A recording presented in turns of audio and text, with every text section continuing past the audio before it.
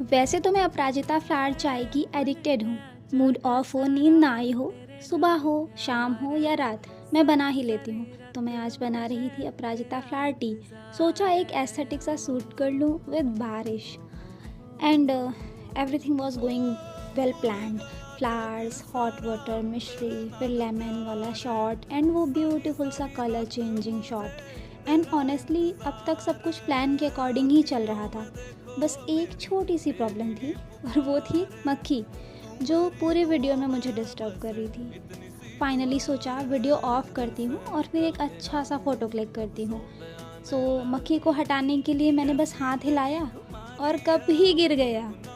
फिर सैडली मैंने camera on किया, क्योंकि ऑब्वियसली कंटेंट जो कंप्लीट करना था। और ये रहा मेरा अपराजिता टी का फाइनल रिज़ल्ट।